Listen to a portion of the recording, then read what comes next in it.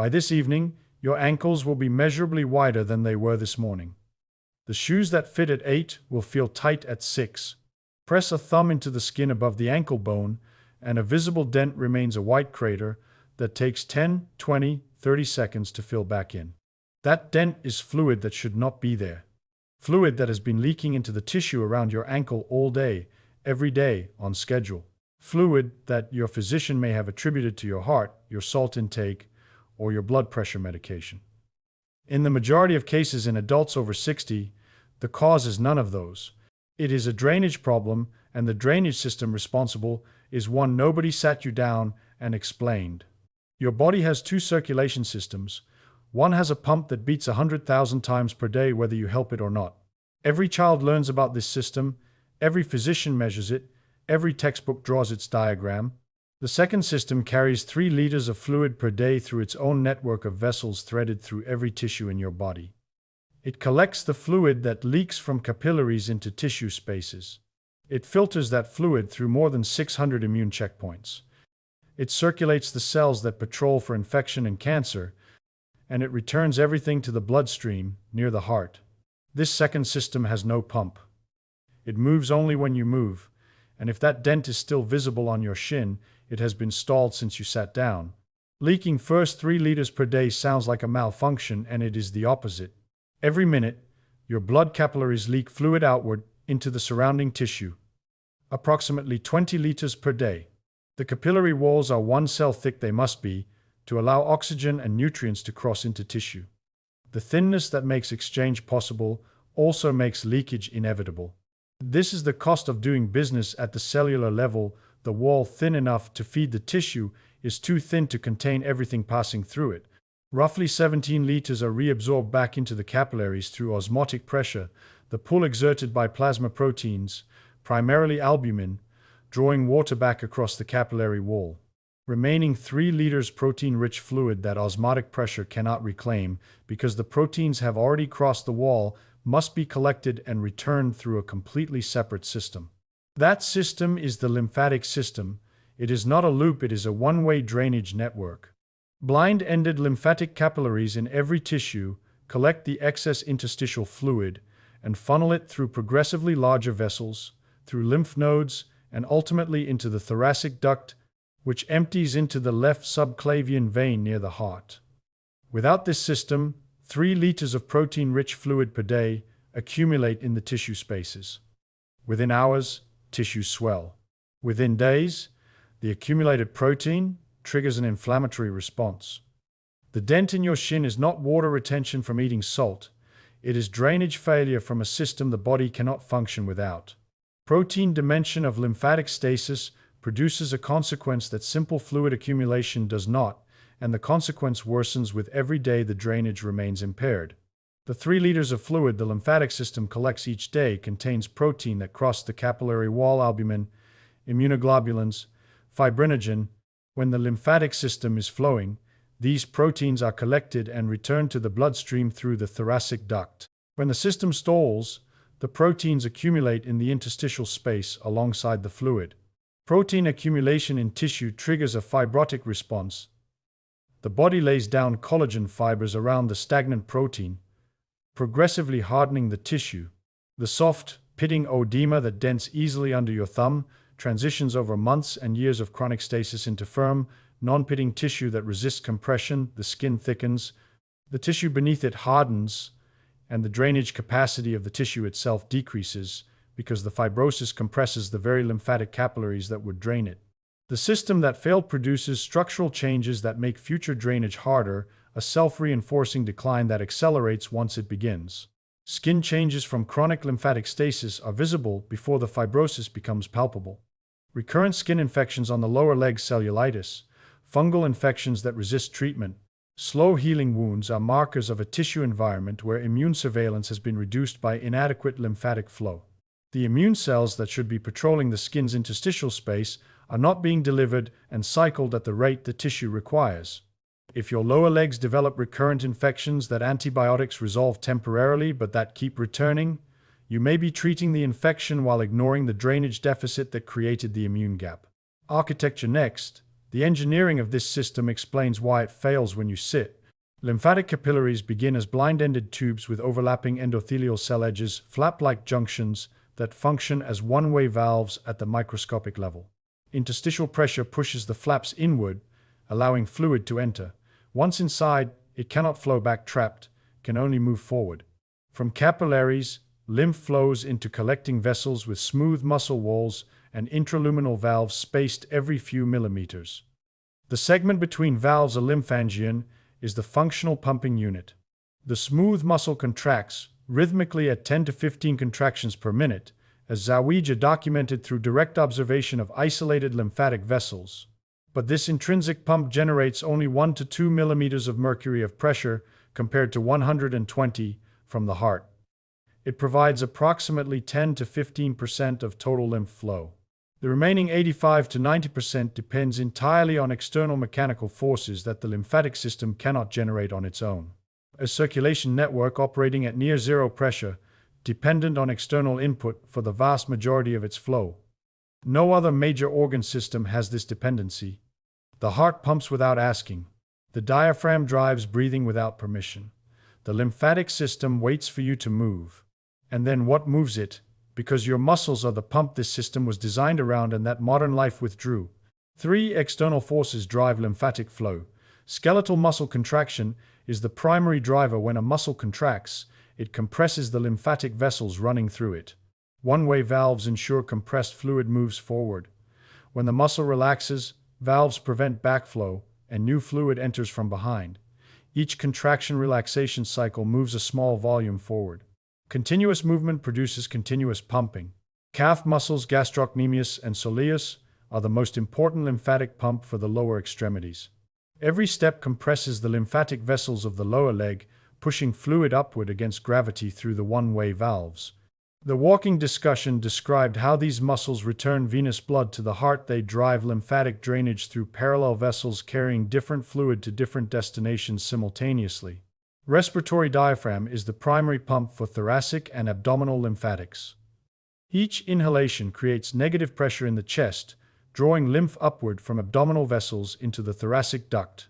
Each exhalation compresses abdominal lymphatic vessels, pushing lymph forward. Deep breathing, slow, diaphragmatic, 5 to 6 breaths per minute maximizes diaphragmatic excursion and produces the strongest lymphatic pumping. Shallow, rapid breathing at 12 to 20 breaths per minute moves the diaphragm minimally and provides weak pumping. Arterial pulsation provides a smaller continuous input. Arteries, adjacent to lymphatic vessels, transmit mechanical energy through surrounding tissue with each heartbeat, nudging lymph forward passively. Lymphatic system carries a second cargo that connects it to metabolic health through a pathway entirely separate from immune surveillance. In the small intestine, specialized lymphatic capillaries called lacteals absorb dietary fat, the long-chain fatty acids and fat-soluble vitamins that are too large to enter the blood capillaries directly. These fats are packaged into chylomicrons and transported through the lymphatic system to the thoracic duct, where they enter the bloodstream. When lymphatic flow is impaired through immobility, through age-related vessel dysfunction, through chronic inflammation, the absorption and transport of dietary fat is altered. Early animal research suggests a connection between lymphatic dysfunction and visceral fat accumulation through impaired lipid transport. The mechanism is plausible, but the human data is not yet established. The lymphatic system is not just a drainage and immune network, it is a metabolic transport system whose efficiency affects how the body processes and distributes the fat you eat. Compression garments, the graduated compression stockings that physicians prescribe for venous insufficiency, work on the lymphatic system through identical physics. External compression reduces the cross-sectional area of the tissue space, increasing interstitial pressure and improving lymphatic capillary filling through the one-way flap valves. The compression also reduces the diameter of the lymphatic vessels themselves, increasing the velocity of flow for a given volume.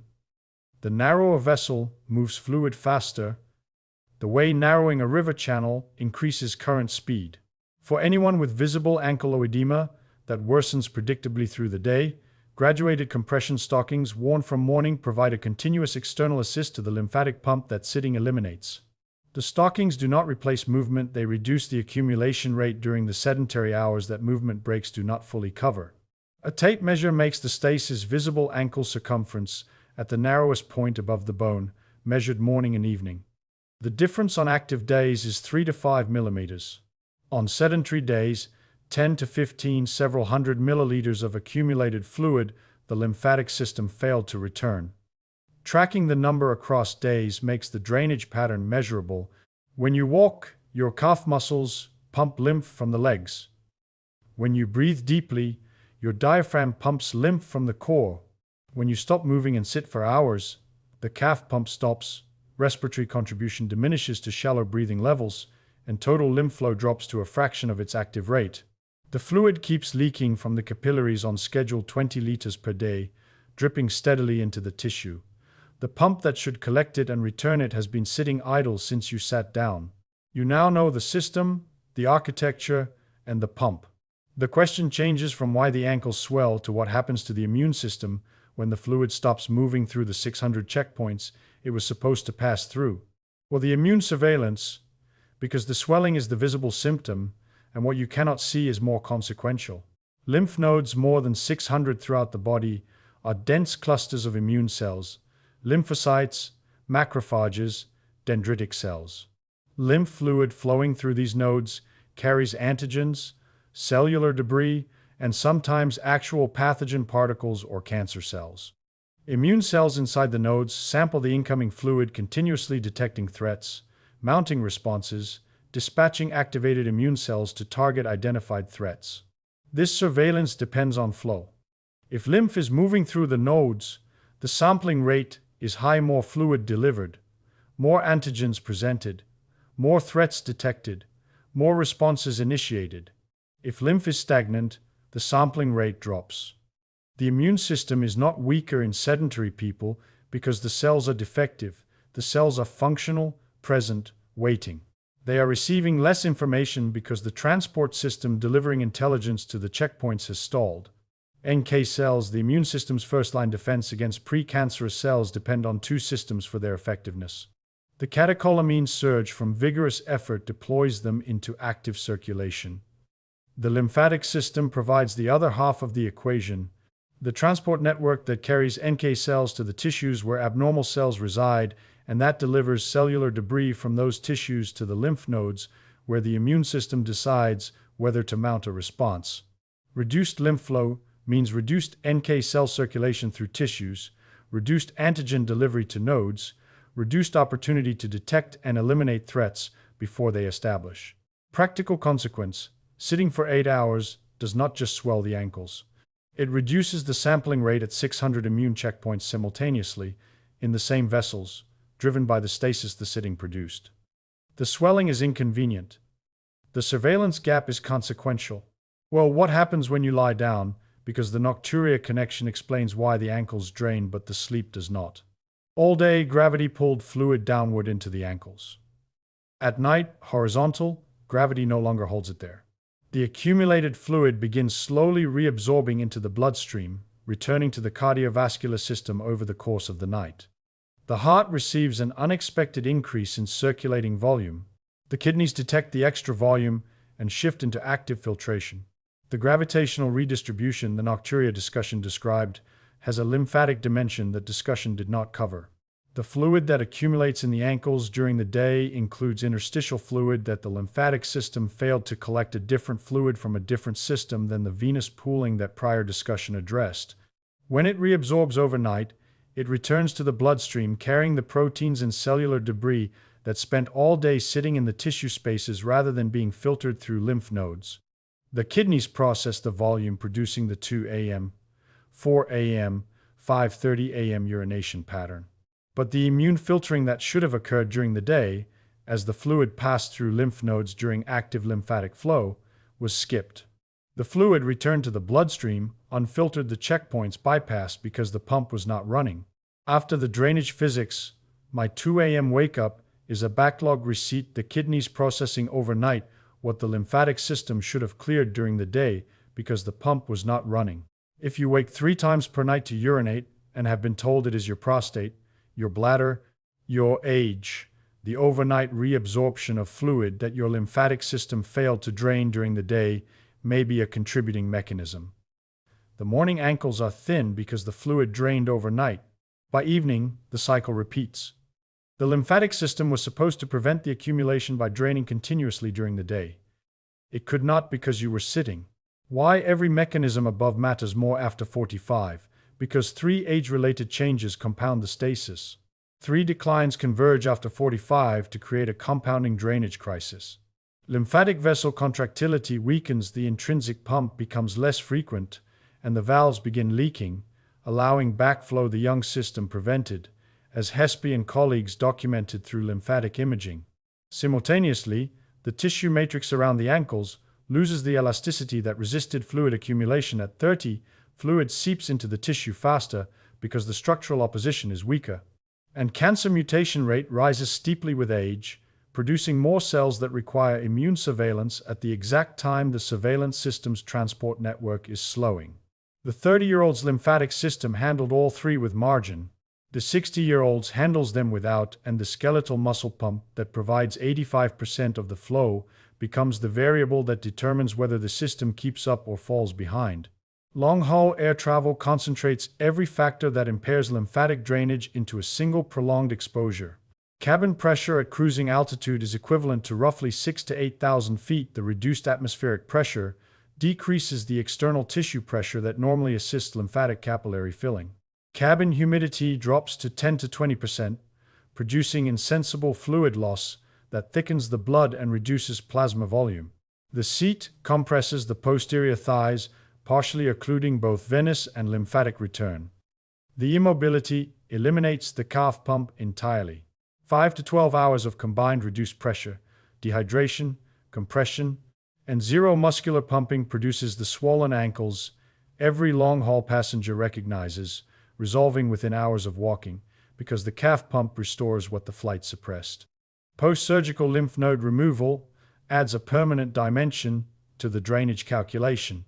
When surgeons remove lymph nodes during cancer staging, axillary nodes for breast cancer, inguinal nodes for melanoma or gynecological cancers, the downstream drainage pathway loses checkpoint stations permanently. In some patients, the reduced capacity produces chronic lymphoedema, sustained swelling that is permanent lymphatic insufficiency, not temporary fluid retention.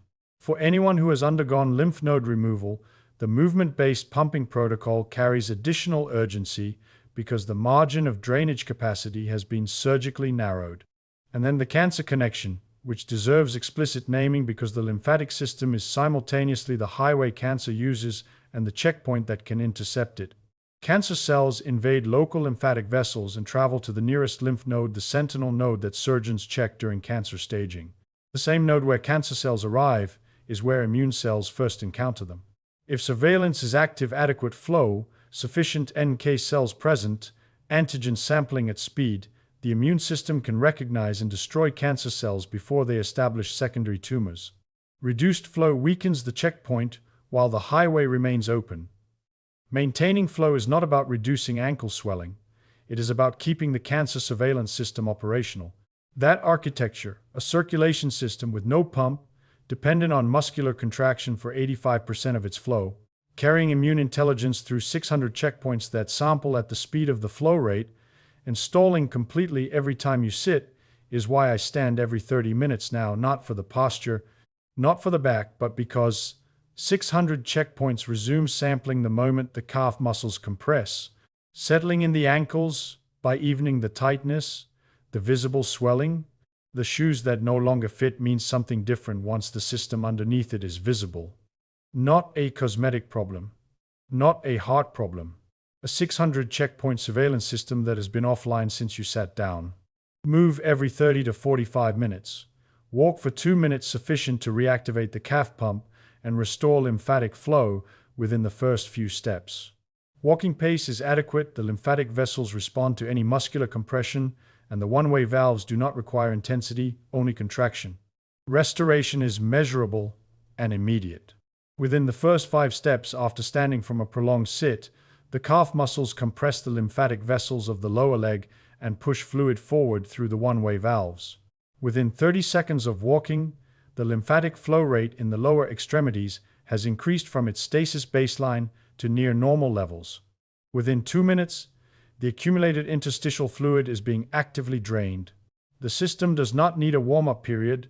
The one-way valves respond to the first compression, and the first compression moves fluid. The 2-minute walk is the time required for the calf pump to clear the backlog that sitting produced. If walking is not possible, joint pain, wheelchair use, post-surgical immobility, seated calf raises provide a partial substitute. Plant both feet flat on the floor. Raise the heels as high as possible while keeping the toes on the ground. Hold for 2 seconds. Lower. 20 repetitions. The gastrocnemius and soleus contract during the heel raise and compress the lymphatic vessels through the same mechanism walking uses. The compression is less complete than walking because the range of ankle motion is smaller, but it is sufficient to move fluid through the one-way valves and partially restore flow from stasis. Toe raises, lifting the front of the foot while keeping the heels planted, add a second compression vector through the anterior compartment muscles and the lymphatic vessels they contain. Alternating heel raises and toe raises for 2 minutes provides a seated lymphatic pumping protocol that covers both the posterior and anterior compartment vessels of the lower leg. Before bed, 90 minutes before lying down, elevate the legs above heart level for 15 minutes. Against a wall or propped on pillows, gravity assists drainage from lower extremities when legs are above the heart. During elevation, perform 30 ankle pumps, toes pointing down, then flexing back toward the face. Each pump compresses the lymphatic vessels of the lower leg through the calf muscle mechanism. Follow with slow belly breathing for 3 minutes, deep inhalation through the nose, abdomen rising, slow exhalation. Each breath drives lymph through the thoracic duct behind the diaphragm. Pre-bed drainage sequence allows the kidneys to process the return fluid volume before you lie down while you are still awake, rather than at 2 in the morning. The fluid that would have drained overnight and produced nocturnal urination is processed in the 90 minutes before sleep. The morning ankle pumps 30 repetitions while still lying in bed before your feet touch the floor. Restart lymphatic flow from 8 hours of sleep stasis before gravity begins pulling fluid downward. No supplement addresses lymphatic stasis. No pill opens lymphatic valves. No device replaces skeletal muscle contraction as the primary pump. Dry brushing, the popular wellness practice of brushing the skin with a stiff brush in the direction of lymphatic flow, stimulates the superficial skin lymphatic capillaries through mechanical pressure on the tissue. The physics is real, but the magnitude is modest. Skin brushing compresses the superficial lymphatic capillaries in the dermis, which represent a small fraction of the total lymphatic volume compared to the deep vessels running through and between the muscles. Walking for 2 minutes moves more lymphatic volume than 30 minutes of dry brushing because the deep muscular compression drives the majority of the system's flow. Dry brushing is not harmful and may provide a small contribution, but it cannot substitute for the muscular pump that drives 85% of total lymphatic flow. The pump is your muscles. The fuel is contraction. The system has been waiting since you sat down this morning. Specific movements drive lymphatic flow at different rates, and the hierarchy matters for anyone designing a daily routine around lymphatic health. Walking is the baseline. Each step compresses the calf lymphatic vessels, and the one-way valves move fluid forward. Stair climbing amplifies the calf pump because the greater range of ankle dorsiflexion produces a stronger compression-decompression cycle per step. Swimming provides near-optimal lymphatic conditions. Hydrostatic pressure compresses the legs continuously. The horizontal position eliminates gravitational pooling, and full-body muscular activity drives lymphatic flow through every region simultaneously. For anyone with chronic ankle oedema whose joints tolerate water, swimming addresses every drainage factor in one activity. Elevation and movement serve different purposes and are not interchangeable. Elevation drains gravity, moves accumulated fluid out of the tissue. Movement filters muscular compression, pushes fluid through the lymph nodes where immune sampling occurs. Elevation without movement returns fluid to the bloodstream without the immune processing the nodes provide. Ankle swelling that appears suddenly, that is unilateral, that is accompanied by shortness of breath at rest, or that produces pitting that does not resolve overnight, may be cardiac, renal, or venous rather than lymphatic. If the swelling appeared recently and was not present 6 months ago, a physician should evaluate the cause before attributing it to lymphatic stasis. The protocol above addresses chronic bilateral ankle edema that worsens predictably through sedentary days, the pattern that lymphatic stasis produces, not the exception that signals a different condition. 600 checkpoints. Each one a dense cluster of immune cells waiting to sample the fluid that passes through it, detecting threats, mounting responses, dispatching the cells that eliminate abnormal tissue before it establishes. Every time you stand and walk, lymphatic fluid moves through those checkpoints at the rate the surveillance system was designed to operate. Every time you sit for hours, the fluid stalls and the sampling goes quiet, not because the immune cells failed, but because the transport system that delivers intelligence to them was never given the contraction it requires. The protein accumulates. The fibrosis begins. The surveillance gap widens with every sedentary hour. And the system that could have prevented all of it was waiting the entire time for the one input. No pill, no supplement, and no device can replace the contraction of the muscles in your legs,